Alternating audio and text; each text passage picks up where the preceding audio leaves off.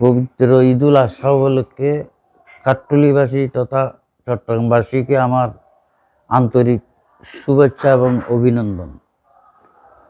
আমি কাট্টলীবাসীদের সবসময় সেবা করে আসছি, ভবিষ্যতেও নিজেকে সেবা করার জন্য উজাড় করে দেব, এটা আমার প্রত্যাশা।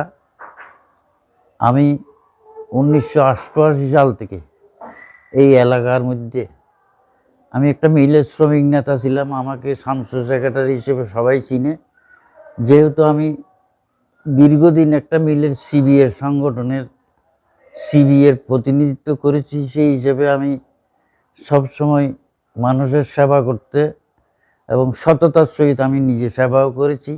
পাশাপাশি স্থানীয় এলাকাবাসীর লোকদের উপকারে আমি সবসময় নিজেকে নিবেদিত রেখেছি, নিয়োজিত ছিলাম।